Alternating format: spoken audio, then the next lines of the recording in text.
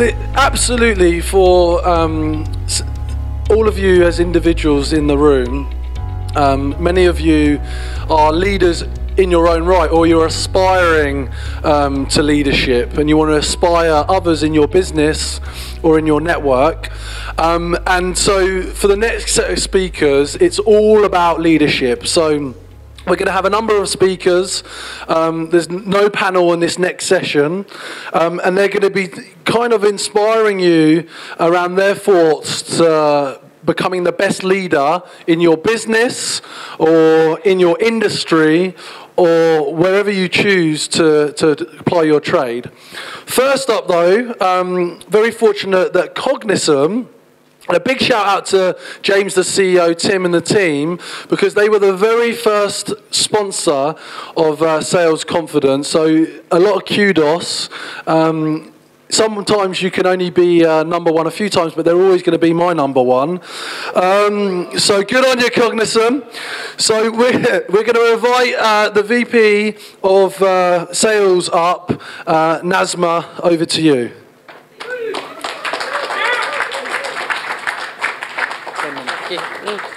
Okay, hi. Can everyone hear me? Okay, hi everyone, welcome. My name is Nazma Kurban and I am VP of Sales for Cognizant. So Cognizant is a sales acceleration technology business. I want to give you a bit of context around Cognizant and their growth to begin with, and then talk about the key principles that we've implemented and has led to our growth. So Cognizant launched last year in January. So 2017 we launched, we went to market. Last year we grew 30% month on month in revenue. This year we've grown 25% month on month in revenue. So we went from having 2 customers 18 months ago to more than 100. And it still amazes me that this time last year there was 1 salesperson and now we have a wonderful team of 9. So I wanted to share the key principles that we've implemented. And so when we first started out, of course, people is the most important and fundamental part of growing a successful technology business.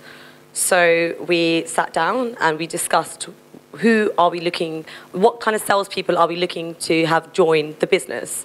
So we wrote out a list, the usual ambitious, hardworking graduates, sometimes maybe not.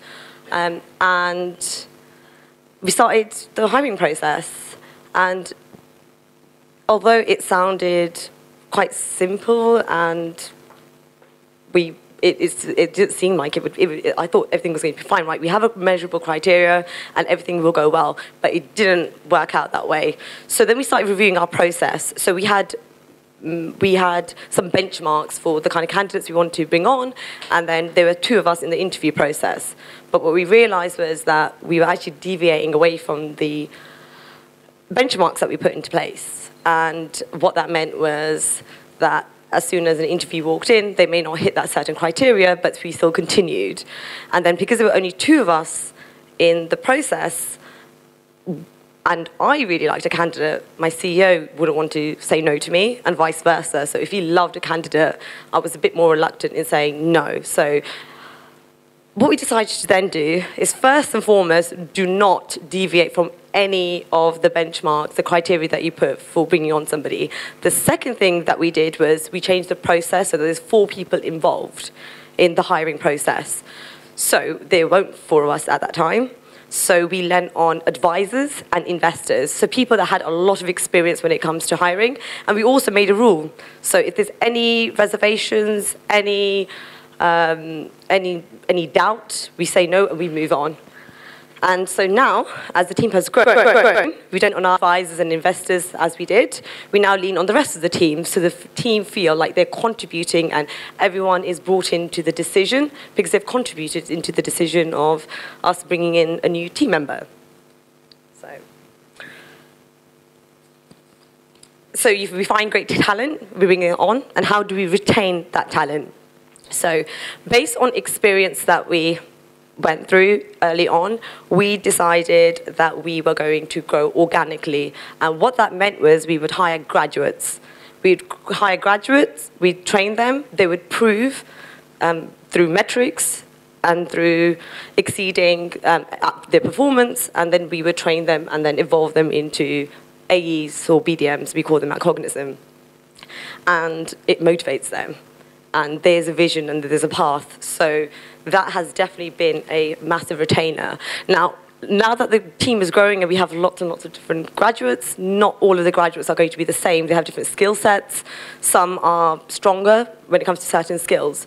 So there were a few graduates that we had, and we had opening roles for AEs. So how do we, in a fair way and in a measurable way, take those SDRs and then push them into an AE role and start interviewing them? So we implemented a sales camp this year. So every quarter we have a sales camp, and what that means is that everyone in the sales team is given a scenario 2 weeks beforehand, and it's an exercise, so cold calling exercise, discovery session, demonstration, and the SDR that performs the best, that is awarded the most points, is ramped up the following month and is given the opportunity to start learning. And so it's a safe environment, and everyone feels like it's a safe thing, and everyone's excited about it. So after our last sales camp, the very next question was, when is the next one? So that is one I guess, something that we implemented that has helped us and kept our team motivated and excited. So I believe that organic growth within our business is part of our culture now. So I wanted to talk about culture and other things that we've actually implemented as a business. So something else I want to talk about as part of Cognizant is that everyone is treated the same regardless of, so there is a structure, so there's management, but that management is there for structure and for guidance, but everyone is treated the same. And what that means is all ideas are welcome. And so if we're hiring exceptional graduates and they are innovative and they're going to come up with ideas and think outside the box. So it's very important for us as a business, as a growing business, for us to listen and for them to feel like there is a platform for them. Okay, I've got 2 minutes now. Okay, and something else that we do is we celebrate all of the wins. And that means that every time that we have someone books a meeting or there's revenue, and when we hit our monthly target, we go all out. And James will vouch for the arguments that we've had over expenses. But we do, we celebrate, and I think the reason why that is really important is that we have graduates that are coming in, and they're doing a very, very difficult job, and then they should be rewarded, and so they feel confident in their ability and that they've actually contributed significantly to the business.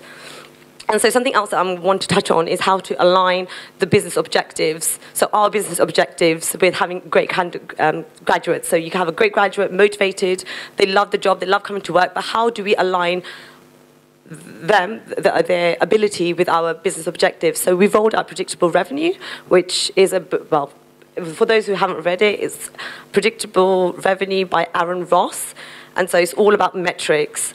And so each function has metrics that they need to deliver, and we also have a sales capacity. And what that means is that if an SDR exceeds their target, that would impact the capacity that the BDM has, which means that the BDM is over capacity, and that the SDR, there needs to be somebody else to fill that role because they're over capacity. So it motivates the SDRs to over exceed target.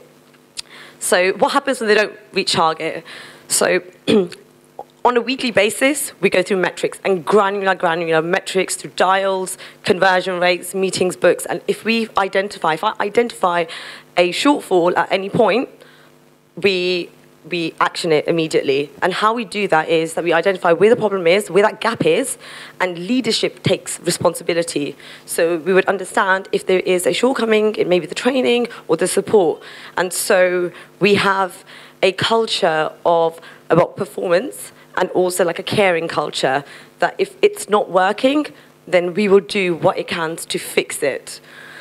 And so I think I'm out of time. And so I think that hiring great talent, but also taking ownership of training and identifying those shortcomings is what's delivered our success today. Thank you.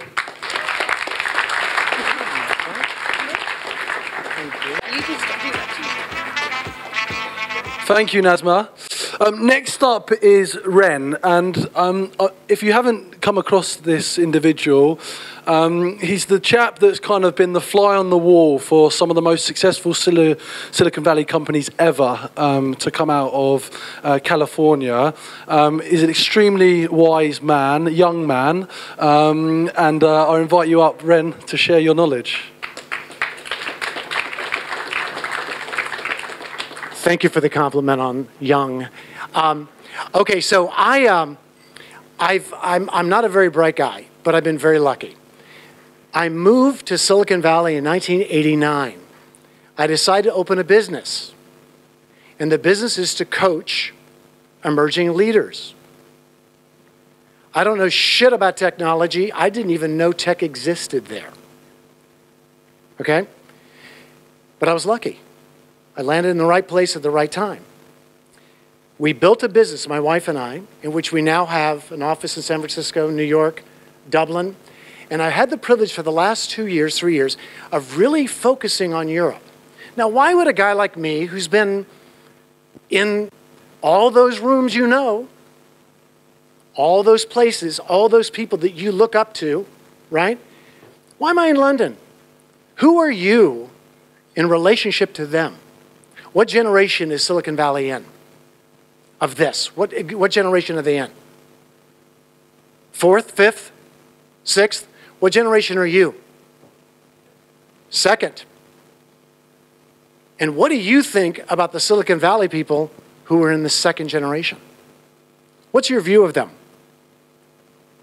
They're gods, right? What I want you to understand is this. You're at the beginning of something very powerful. And you in this room and people that you're rubbing shoulders with who you think are mere humans are not going to be mere humans over the next decade. I know this.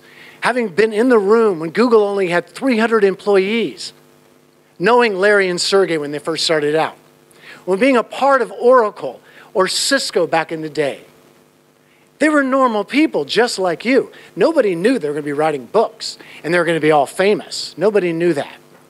So what I want to do is share with you some of the things I've learned. And some of the things I've learned as an American coming into Europe that I think you could use, that I think it could help you, okay? So bear with me being a bit, I don't want to be an arrogant American about this, but I've learned some things over the last few years of working with your founders. And I work with quite a few of you now. I have around 25 to 30 founders that I actively work with in Europe. So I now see something, and here's what's emerging. What Americans do really well is we can tell the why. We can inspire people. Now in Europe, in cynical Europe, I get it. You're going, that's bullshit. What's he talking about? I get all that, right? But I think what you could really use, particularly as you continue to engage with the West Coast of the US, gathering up capital, right? Because you're going to do more and more of that. You're going to be going and getting sovereign funds. You're going to be getting capital from China to be able to adopt slightly this concept of storytelling, simply once upon a time. That concept for a leader is really critical. It's one of the reasons why all those American companies have done so well. I have worked, for example, with Brian Chesky, Joe, and Nate from Airbnb since they had 30 employees. And when they had 30 employees, they were a failure. They were a failure for a very long time. But what they were good at is telling a story. And they came out and told that story. So what I want to say to you as leaders is understand the value of telling that story. That's number one. Number two, know the value of building a team. And here's the issue with what I'm seeing in Europe. You're far too directive. You're far too busy telling people what to do versus bringing them in, sharing the problem, and then being collaborative with them in the solution. When you as a founder, you're so IC, you're such an independent contributor, that you've got to know what it is to shift to leadership. And leadership means you bring your people in, you say, here's the problem we're trying to face. Here's what we're trying to solve. How would you solve it? Not, I've already baked it, I know the answer, and here's what I want you to do. It doesn't build cohesion. It doesn't build loyalty. It doesn't build a team that will go to the grave with you. It just won't do it. And then here's the third one. Do not be afraid to do it your way. One of the big things that I've seen working in the West Coast is so many of these leaders, they weren't afraid to walk to Wall Street, My team was on the front end of Google when Google went to Wall Street and asked to do it differently with Wall Street. We're going to go public our way. We're not going to do it your way, Mr. Bankers and everyone else. We're going to do it our way. It took courage to do that. I would encourage you to do it your way. Don't be afraid with your VCs. Don't be just simply with your hat out getting money like that. Know that you bring a great idea that's going to make a lot of people a lot of money. They know that. Don't be afraid to be an equal partner there and be that leader. So when I think of leadership, it's really these three things. It's get your story together, get the why, button it up, build a very cohesive team around you, and then don't be afraid to take the risk of doing it in your way. Because what you're going to have is millions of advisors, I'm sure it's happening now, telling you what to do, right? If you're head of sales, you're getting beat over the head with hammers, left and right? Don't be afraid to do it your unique way, right? So I'll leave this with you. Great leaders do this every day. They ask themselves three questions. The first question is, who am I? What are my values? What do I care about? Really. Not some bullshit picture I put together or something because I went to this university or I came from this community, but who am I really? Who am I? The second question is, what do I do? What do I do every day to embody that? What do I do to walk the earth with those values? For real, not some bullshit. Because what leaders screw up on is they put all those values on the wall and then they live a different value. And this is where you lose your teams, you lose your companies because you're living two lives. Don't do that. Third question, always ask yourself every day is, why does it matter what I'm doing? Why, as head of sales for this SaaS business, why does it matter? And be able to communicate that to your team. You can drive it on dollars and cents, but it sure does help if you can get it into the why. Get it into the nobility. That's what I've seen in all my years of working on the West Coast has really been the difference. Most of those leaders, they get their teams thinking in this different place. And that's why they can take their valuations into the stratosphere. I'll never forget Brian Chesky sitting in Barcelona in around 2011, 2012. Europe was about to begin. Sitting in a room with a bunch of Europeans he had hired. He had spent millions on these MBAs. And there must have been 30 or 40 of them in the room. And they were sitting with him, giving him all the reasons why Airbnb is not going to work. Every reason. Regulatory, local issues, blah, blah, blah, blah, blah. And finally, Chesky just leaned forward and he goes, look, can I describe the world I live in? Now, he said this to a bunch of cynical Europeans, right? He said, can I describe the world I live in? And I'm sitting here watching him, and here's what he said. He goes, Airbnb is going to have thousands of employees. We're going to be in about 170 countries. We're going to be worth somewhere around $30 billion. I think at this point they were worth maybe 100 million, which is a lot, I get it. But at that point, these cynical Europeans are looking like he's an idiot. He described in very specific terms 2018. And I remember sitting with him. Now, I'm a believer. I've watched Larry and Sergey do what they did, watching what Mark did with Cheryl. It can happen. You can take these companies to multi-billion levels. So for a guy like me, I believe you. You come to me and say something like that, I'm like, hell yeah, let's do it, right? Now, that's American. I get it, right? Right? But what I want you to know is that's what gets them there. The narrative, great teams, and then really working on yourself. Make sure that you're living and building the company that you really want to build. And have the courage to do it your way. Have a good conference.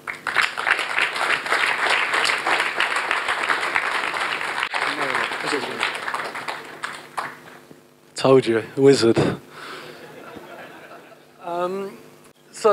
Next up, where is it? We got there you are. Hello, a very cheeky chappy, and a great supporter of the sales confidence community, Tom from Good Lord. Over to you. Okay, mate. Cool. Thanks, James. I don't know if I'm happy or sad about being called a very cheeky chappy, but you've also given me an unexpected demotion as well, James. So I am Tom Glasson, the Chief Commercial Officer of Good Lord. But thank you. And by the way, where's Ven? Ven, that was awesome. Just to hear that from you And you've got a lot of retained knowledge in there, which I'd love to pick into later, would be great. Anyway, so my name's Tom. I've been working in leading sales teams in VC-backed SaaS startups for the last 10 years. It's probably why I don't have much hair left. In fact, 5 of those years were working for Notion's not on here anymore, but a Notion portfolio company called Brightpearl. I think that was the biggest contributor to my hair loss. Yes, Stu whooping over there, Brightpearl VP Sales. And, you know, for me, yeah, Good Lord, I'm not going to talk too much about what Good Lord is, apart from we aren't a Christian dating website, as someone suggested last week. Was a bit upset about that. We are a SaaS prop tech business, post-Series A, about 100 employees. I have the pleasure of leading sales, marketing, and customer success. And you know, our mission is pretty simple. It is to make renting simple and transparent for everyone. So that's what we do. I won't say any more than that. But everyone probably feels that pain at some point. So I'm also a qualified life coach and a sports psychology graduate. And so I'm kind of passionate about how the world of coaching and sports performance can be applied to selling. And I'm going to be talking a little bit about that today. And I suppose, you know, I'm going to be giving you some quite practical, tactical things around coaching in particular. Because I've been a firm believer that success in sales is a function of a really simple equation. And that equation is that success equals the quality times the quantity of the customer interactions that you have. Put another way, it doesn't matter how many meetings or calls you have with a customer, if when you meet with them, you add no material value to that engagement, and actually it's quite low quality. Flip side of that is, you know, it doesn't matter if you're the best trained solution salesperson, you've been through Jacko's at Winning by Design's courses, you are smashing it, but you meet with one customer a week, you're not going to be successful.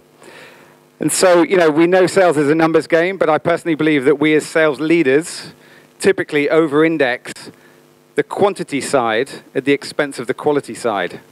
So today I'm going to be talking about how I believe effective sales coaching can really work on the quality side of that equation and drive productivity within your team. So kind of aligned with Jacko's principle, and I'll talk a little bit about that shortly as well.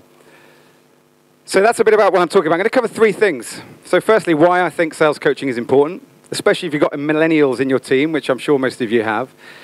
Secondly, how to make sure coaching has impact. And finally, how to build a culture of coaching within your organization. So pretty tactical stuff, but these are things that have worked for me, and I'm hoping that they'll work for some of you. So, you know, I'm not saying I'm necessarily an expert, as Jacko would call himself earlier, but, you know, I've done this before. I've led sales teams for 10 years. I hope I've got a few things that I can share with you, but similarly, you know, happy to share more afterwards, and I'm sure you guys have got some stuff for me too. So, I suppose I'm going to start with just setting some context around what I mean when I say coaching. So coaching in its purest form is obviously very coachee-led, very kind of, requires lots of self-reflection. When I'm talking about it today, I'm talking about it in its broadest sense. So that includes both training and feedback. But the key thing is it's a valuable interaction. The sales rep should believe it's valuable, and it should be focused on developing skill or labeling them to achieve a goal. That's the first thing I'd say about it. It can be group or, you know, one-to-one, but it is a high-value activity for sales reps. And I want to do a quick survey, and it's have to be quick, so I'm mindful of the time. I see James's eyes just looking at me. Okay, fine. So we're going to do a quick survey. So hands in the air if you're a sales rep or an individual contributor, just quickly. Okay, you've got there's a good few of them. What about sales managers and leaders? Okay, yeah, it's almost an even split. Well done, James. That's a good mix in the audience. So sales leaders, put your hand up, sales managers, if you coach your reps for at least 30 minutes per rep per week. Hands in the air, 30 minutes per rep per week, using the definition that I just talked about. Okay, so quite a few of you. Anyone do an hour per week per rep? It's tough, isn't it, an hour? Yeah, okay, so sales reps, this is your man. Pick him out later. You want to work for him down here with the nice brown shoes. Sales reps, anyone get coaching at least 30 minutes a week, you know, from your manager or sales leader, you know, that use high value interaction? Anyone? Nikesh. He's in, good Lord. That's brilliant. Thanks, mate. And one at the back there. Well, there's quite a mismatch. There's quite a few people, sales leaders, that said they did 30 minutes. There was hardly any, you know, sales reps apart from Nikesh, who I paid clearly to, I do actually pay to do things like that. So, but, you know, I think the key thing here is there's often a mismatch between what sales leaders believe is coaching and what actually coaching is. And so I'm just going to set the context of what it definitely isn't. I'm going to do this through a quick story. So I'm a big fan of setting coaching quotas for my sales managers. So, 90 minutes per rep per week, as an example. Now, one sales manager, a previous sales manager who will go unnamed, was really struggling to improve the performance of his reps. He was getting increasingly frustrated, and I could see it was bothering him. And he felt like he was delivering the coaching, he was hitting that quota. I sat down with him and I, asked him what he's been doing. And this is where everything became clearer.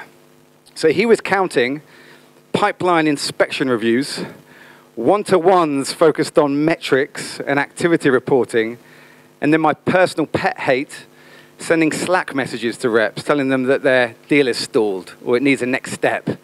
That is not coaching. Just to be clear, that is not coaching. There's some value in some of that stuff, but it is definitely not coaching. I think coaching is really, really important for a couple of reasons. Firstly, if you've got millennial reps in your team, and I know some old school sales leaders out there, they complain about millennials, their sense of entitlement, and they don't graft like, the old reps used to. But actually, I believe that with the right conditions, millennial sales reps can be some of the best reps that you've ever seen. I'll tell you why I think that is that they're often really hungry for learning and development and coaching.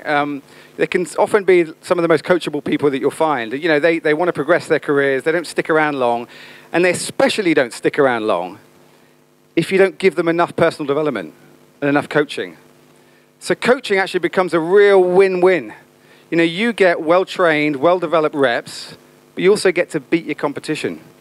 That is, for me, that's a perfect win-win. So coaching becomes really important for these guys. Now, secondly, Jacco from Winning by Design, great speaker this morning, he did a talk in San Francisco earlier this year where he talked about the 5 new rules of growth. And I'm going to call 2 of them out because I really like them in the context of coaching and development. So the first one was 7 is always greater than 10. So I'm stealing Jacco's content here, but I'm sure he won't mind. I think he's gone home, so he won't know, actually. He did say don't steal people's content as well, I think. Never mind. So 7 is always greater than 10.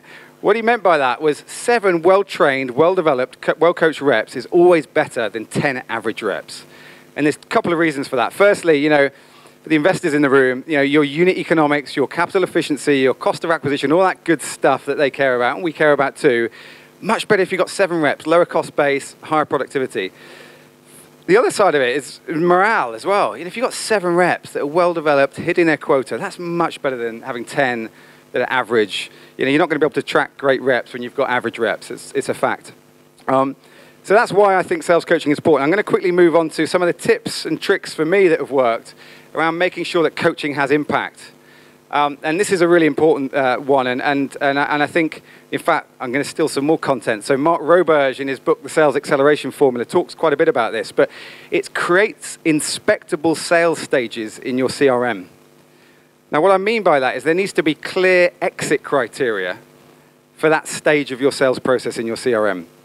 So exit criteria might be, it's a demo with an economic buyer. It's either happened or it hasn't. Now, I'm a big fan of using data to highlight coaching opportunities.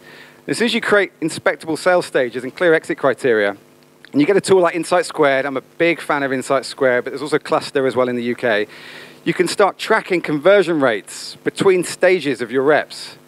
Now, that might not seem like rocket science, but it's actually pretty hard to do in Salesforce. But get something like Insight Squared, you can compare your reps one by one. You start to see where the problem points are in people's sales process. Someone might be doing a lot of discovery calls, but really bad conversion rate to demo.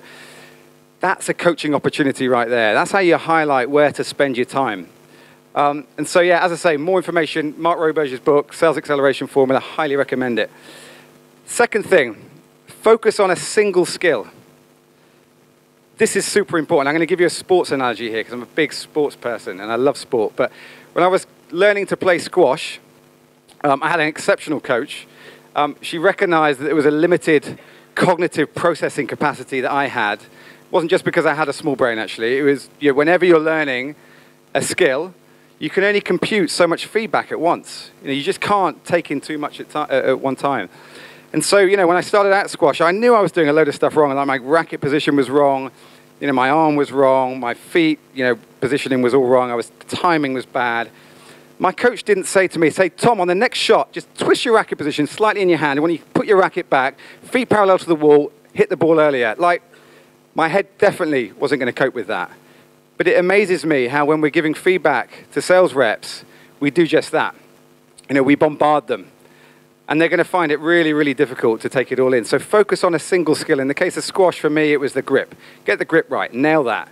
Once you've nailed that one thing, the thing that's going to have the biggest impact on performance, move on to the next. That's a really, really important thing that I think not a lot of people do. Really, 1, 2 things max, always. So finally, something that I've always loved, which is create skill certifications and skill scoring. So, you know, codify, this is great because it codifies essentially your sales process. And you create a certification around discovery calls. You know, you may be using Winning by Design's framework, but whatever the framework is, codify it. Say what good looks like, be clear at how you get a good score on it, and this becomes a really valuable tool, not just when you're coaching, but actually with onboarding reps as well. You know, you've got a blueprint there, and you can actually start objectively scoring people at different parts of your sales process. It's a really nice way of putting structure around that coaching and feedback. So that's kind of, I suppose, some of the 3 things that can help coaching have impact. I'm just going to finish off with some of the things that I think you can do to create a coaching culture within your organization, because the culture is actually really important. And I know this topic is about, or this session is about leadership, but you know, I think as a leader, it's the culture you create, which is really important. And when we think about values, one of my values is personal and you know, growth of the team. So I'm always trying to grow myself. I always want them to be growing and getting better. And so how do I instill that? How do I walk the walk on that every day? And there's a few things that I do. So first thing is invest in a coaching platform. There's a few of them out there now. You know, so if you're in the US, people like Gong or Chorus using a lot of crazy AI and transcription stuff. You know, we even have one here today, Refract, you know, coaching platform. I'm personally, we use Jiminy. We get on really well with it. It's an integrated dialer with a web conference, integrates with Salesforce and HubSpot. It makes it really easy to record calls, to share calls. It has a bit of a social media element, so you can at people and take snippets. And you can share calls really, really easily. And I'd say that as soon as you put a tool like that in place, you can start to do the second thing, which I think is really important, which is encouraging peer-to-peer and group coaching. Now, for me, like peer-to-peer coaching group is so valuable. It's such a great use of people's time, and reps love it as well. So what we do typically, you know, from a group coaching standpoint, we try and find 2 times a week where we do group coaching. The first one is our Monday morning sales meeting. You'd think that'd be a bit strange, but we have the second half of that meeting, which is called Sharpen the Saw. And in Sharpen the Saw, the reps take it in turns to actually bring, you know, an area that they want to be coached on. And we have a little group coaching session. We might listen to a call. We might stand and deliver the pitch, whatever it might be. And then on a Wednesday afternoon, we do something which is, you know, really fun, as long as your call's not being listened to, because no one likes that. But we bring in 2 calls, and one rep is providing the positive feedback. The other is providing constructive. We rotate that round. And it's great. You know, people get to share their best practices, their tips. So it's not just me or you as a leader that's doing that. They get to practice their feedback skills and their leadership skills, which is great. And it's just such a great use of that time, and people get a good bit of value from it. So that's the second thing. Where was I? That was the first thing, I think. Coaching platform, no, peer-to-peer coaching. So the third thing, really easy, 1 minute left. Really simple, this might sound really simple, is put coaching on the calendar. It might not sound like rocket science again, but you know, I'm a big fan of when I'm having a one-to-one with a rep, or when my sales manager is having a one-to-one with a rep. Once find what it is that's going to be worked on for this week or this month, that single skill, then get the calendars out and actually put it in the calendar. So 30 minutes, 60 minutes, whatever it is that you can afford to do, put it in the calendar and honor it. That time is sacred. That time will keep your reps well developed. It will keep them motivated. Better than anything, hopefully they'll improve their conversion rates and beat the competition. So I suppose just in summary, you know, coaching is so important, especially if you have millennials in your team. It's a win-win for you and for them. You know, think about creating inspectable sales stages and making sure that you're focusing on a single skill and that you have sales certifications in place. And then finally, to create that culture of coaching, you know, make sure that you're thinking about you know, investing in a coaching platform. You know, there's some great ones out there. And also, you know, make sure you're putting coaching on the calendar and that you are I can't remember the final one, so I'm going to give up there, I think. But thanks, James. Really appreciate it. And just to finish off, sorry, James, just to finish off, and I haven't remembered the point that I was trying to remember, but this is an even more important point. So I'm passionate about this stuff, as you can probably tell, but I don't think we share enough as sales leaders. I really don't. And I'd encourage everyone that's a sales leader, sales manager, founder, that wants to tap into a network or wants to pick my brains and I'll pick your brains. Like, please hit me up on LinkedIn or grab me later or at the drinks tonight. I'm all up for sharing content, collateral, sales certifications that I've created over the past, the things that have and haven't worked for me, and I'm sure I'll get lots of value back from you. So just wanted to say that, and thanks to James. Awesome event, mate. Well done.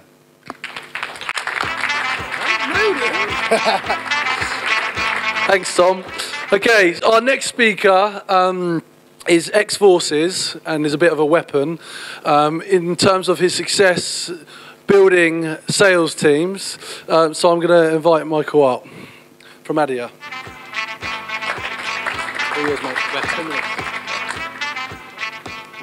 Thank you, James. And great honor to be here today. I don't think I can measure against these guys in terms of sales experience. My story is a bit different. I've only been in the SaaS industry for the last 2 years. My leadership experience starts in Afghanistan 10 years ago, and I'm going to speak a little bit about the difficulties of being a leader, and not only the nice things and all the things we can delegate. So for me, it started with the most difficult decision that I had to make as a leader of deciding whether or not to pursue the enemy or I have to be careful here because it's emotional here, but I promised myself that I would be authentic here.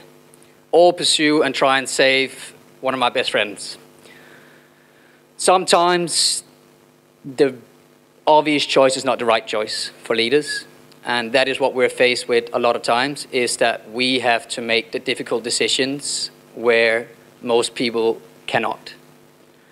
And for me, a truly great leader is someone who is trustworthy, approachable, and authentic. And to be those things, you have to be able to make these decisions that might not be best for the individuals, but are best for the collective.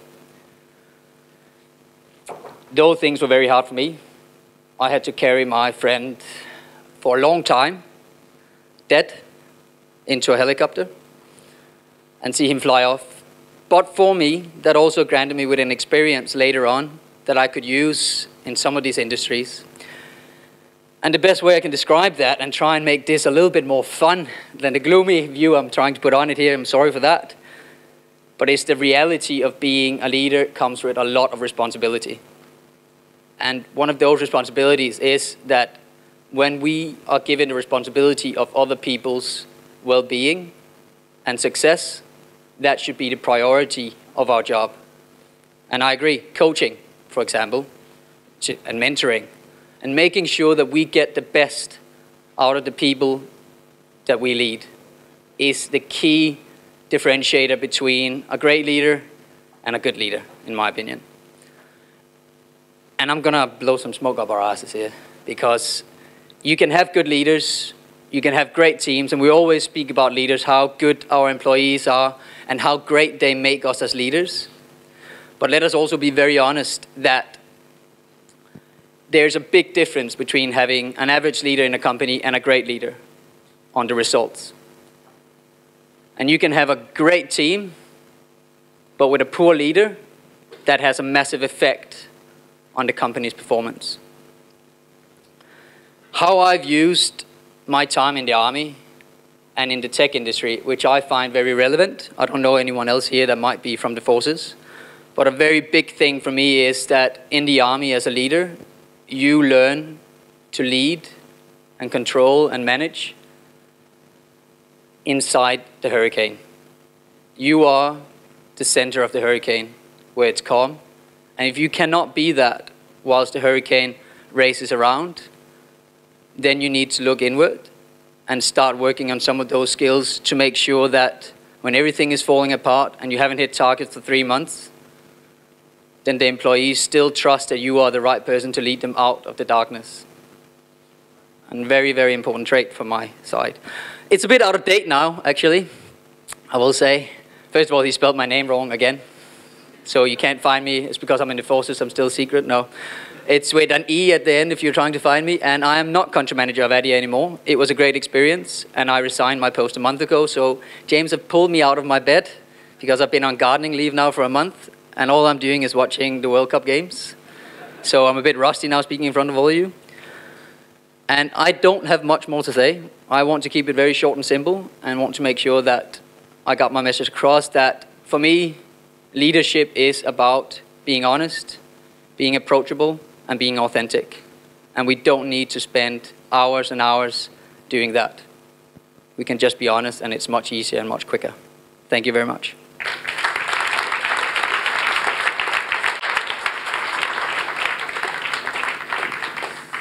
Thank you. Okay, so for our final speaker for this session, actually worked for the first and one of the most inspiring sales leaders that I've come into contact with was a guy called Simon O'Kane. And if you haven't come across Simon, he was one of Mark Benioff's first hires in Dublin. And now Ian now has the pleasure of working with him over at Qualtrics. So I'll invite you up to the stage. Round of applause. Cool. Thank you. Enjoy. Thanks very much. Well, good afternoon, everybody. Yeah, I work with Simon O'Kane, and he is a great leader, and I've learned lots from Simon. And what I'm going to try and do for you now is pepper a few thoughts or experiences that I've worked with many great leaders over the last, 20-odd years. I looked at the calendar last night and saw what I had to do today, and I sort of looked at it. I had breakfast this morning at the Lansdowne Hotel, very posh, with the EVP of sales for Qualtrics. And then I realized I had to come here and talk. So I'd forgotten about it. I'm so sorry. And I thought, how do I prep now? It's 11 o'clock at night. I'm getting ready for the day. And I'm up number 5 out of 5. And I had a frame of reference that said, you know what? 5 people, they're going to do 10 minutes each. In 10 minutes, Harry Kane can score an opening goal and a closing goal for England. So a lot can happen in 10 minutes. Chunk it down into 3-minute slots. You can do a lot in 3 minutes. And you can create life. And effectively, 3 times.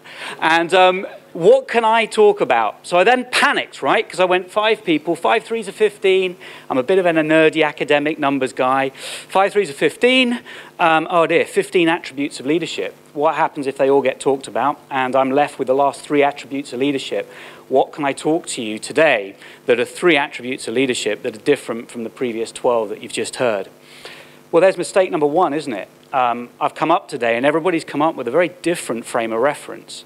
They come from their own backgrounds. I mean, that incredible story we just heard from Michael. We've heard from Ren in terms of how he's pretty much founded Silicon Valley and came over here and now sees us Europeans in our scared to get on the boat to go over America kind of cynical way.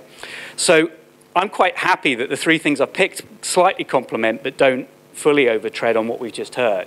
That means I don't have to do one of the things I learned from Lewis Pugh, if you've ever seen him on a TED Talk, ex-SAS guy, a radical tactical shift. You know, when things are going well, fantastic, but what happens when everybody's spoken about what you're going to speak about? How do you shift? So I've probably got, I don't know, 9 minutes left, 8 minutes left, 3 minutes per point, and here's the first point. I worked with an amazing CEO in my previous job, a company called Interaction, data center business, really interesting in the tech space. And he's a 75-year-old New Yorker, and I worked with him a good 6 years ago now. And 6 years ago, bless him, we gave him 6 months to live. And then we gave him another 6 months, and then another, and David's still going strong as the CEO of Interaction. And he has a wealth of experience and a leader that I've learned a lot from. And the first thing he sat down and said to me when I was about to leave, in fact, was, I said to him, David, what life lessons can I take? What would you give me to go? And he said, get a vision. You need a vision. Now, I always thought I had a vision, and it's touching a bit on the points Ren was making, the why. What are you trying to achieve? So for the sales guys in the room, and gals, and for the sales leaders, and for the founders and the investors. What is your vision? What is your personal vision? And what is your company vision? So as a quick side to that, I work for Qualtrics. It's an experience management platform. You may not understand or know what that means yet. We're trying to define a new category. But our CEO, Ryan Smith, oozes vision. And he has an incredible vision of one day everybody in the world using Qualtrics in some capacity. So getting a vision is very, very key. I've always got it. I'm passionate about technology. I'm absolutely passionate about what it can do in society, both for corporates and for citizens. But I never really translated what that really meant as a vision for my career. I always translated it into the vision of the company that I'm selling. So Qualtrics, everybody using it, you could define Qualtrics another way to say that we're empowering the next wave of economic growth, quite simply. So when I talk to my team and I try to inspire my team, you're not coming in to do a job today. You're coming in to empower the global economy to go to the next level. Because Qualtrics would contend that we started with commodity, we went to product, we went to service, and now it's the experience economy. And Qualtrics is a technology enabler for the experience economy. So that's the first point, get a vision. It's not a public pitch, by the way, for Qualtrics, but it's great. So the second point, I would say, is if you think about what you're trying to do. I was at a Leaders in London's conference years ago, and we had Richard Branson there, and we had Sir Bob Geldof and Alan Sugar, and they were sharing their views on leadership, and it was inspiring. And the one that I took away was actually from Richard Branson. And he said, and many of you may have read and know this, so it's a bit platitudinal, but show, don't tell. So too many times we can write emails, we can send to people, we can say, hey, this is what you've got to go do this, go do this. Far better you get up and show it than saying what to do. And I caught myself in this trap yesterday, actually, to our executive. This is what we need to go do, and then I caught myself and thought, have I actually gone and done it? Have I showed them what I'm trying to explain? Or am I just writing emails and kind of playing into that?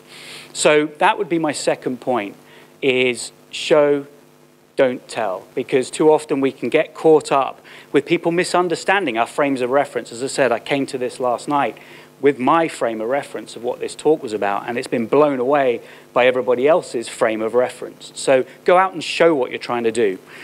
Kudos to James. He's got a vision, and he's showing people, bringing us together here in the way he's leading in what he's doing. And so the third and final point I would make is, it again comes from Qualtrics, but it comes from one of our exec coaches at Qualtrics, a lady called Kim Scott. You may know Kim Scott through Radical Candor. And I've had the privilege of meeting Kim, and Kim is the exec coach to Ryan Smith, our CEO. And if you're not familiar with her work, get familiar with it. I think it's fantastic, and it touches a bit on what Michael was saying.